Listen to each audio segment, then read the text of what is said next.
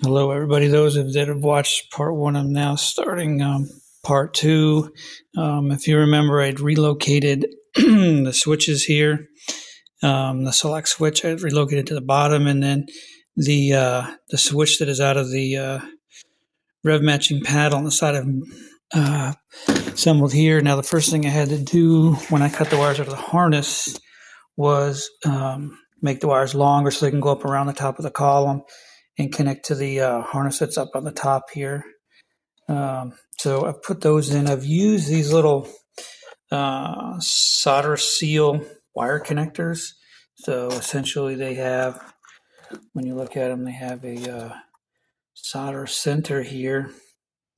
Focus in on that. And then they've got their waterproof. So these rings on the end and shrink down. So you use a heat gun to heat them up, and the solder it melts pretty quickly. Use the gun that I used right here, so it's got a tip on it so that you can protect stuff around it, and then just heat the wire up, and that solder melts pretty quickly actually, and it shrinks down on there. So next step is I've got the wire stripped ready to go. I've got to go into the harness in here now, and I've got it unplugged right now. And I've got to tap into these wires up here. So I'm going to assemble the bottom on here, bring the wires up around, and go ahead and splice those in. And once I do that, we should be able to check and see if everything is working properly. So I'll pause here and come back. Okay, folks, so we're back in the car. I put the bottom piece on now. I didn't put it in too tight because I don't know if I need to have these loose before I put the top piece on, but you can see the wires coming out. So there's my wires that were soldered in. I have extra lead on it. I mean, I don't need that much. I'm probably going to trim it back for the final install, but you can see I've hooked into the black there. So I actually did cut the black, and I have it coming in here, and then connecting and going back into the harness here, because it's got to come through, right? That black has got to be grounded to come through for the horn, right? So the horn still works right there. So it goes through there. The green's coming up through the red, of course the black to do your selector down here. And then this was my brown right here that I used. This is the brown yellow, I believe, that goes to the rev matching. So let me shut my door here. This car's a little loud. Let's start it up.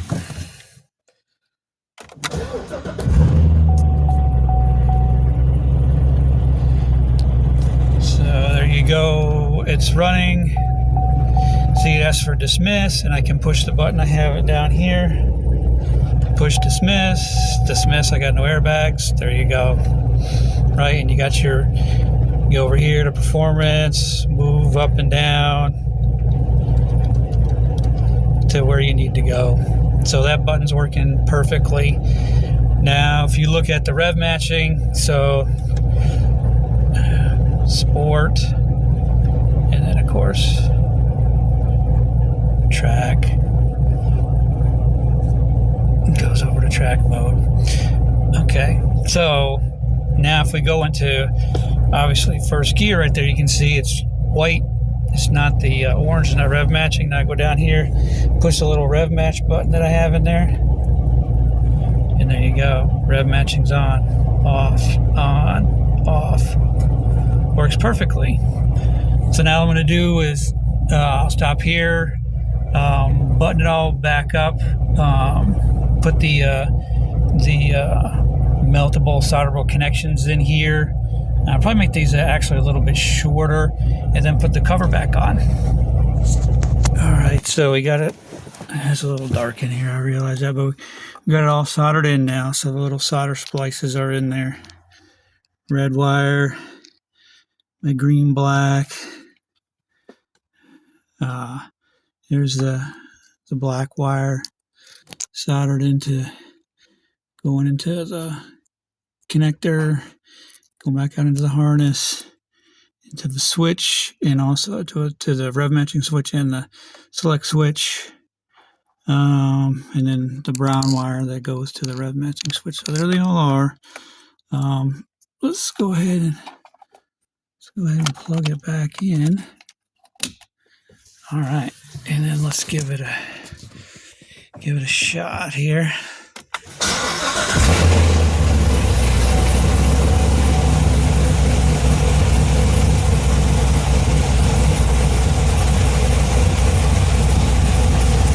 All right, so let's try.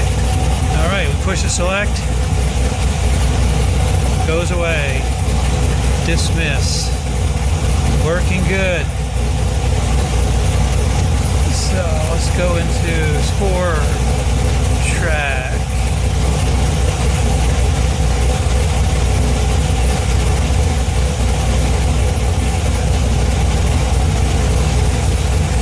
Okay, so that's looking good. Give it a second. Okay, and then I can scroll through all my gauges.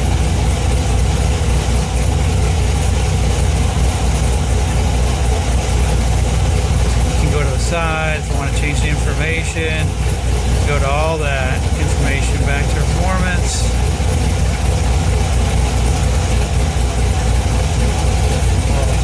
Excellent. So now it's working.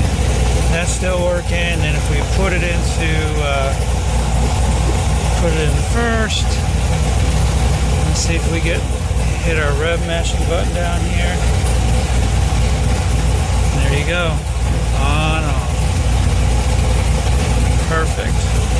All right, I'm going to stop and go ahead and put the cover on this thing and do a final check.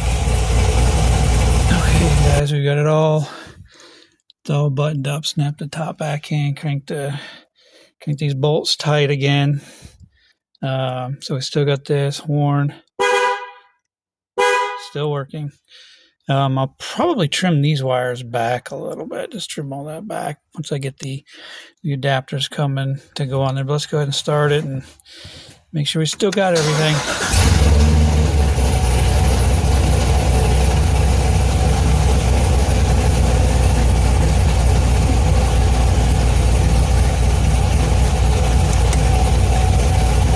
Hood open. Push the dismiss down here. Airbag. Push the dismiss. And there we go. Oil pressure. How's our oil pressure looking? There's our oil pressure.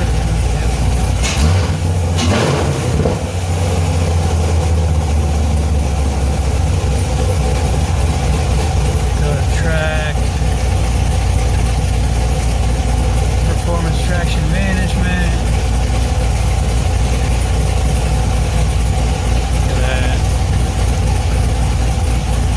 Check engine light's going away, which is nice. Still got our airbag thing, but that's okay.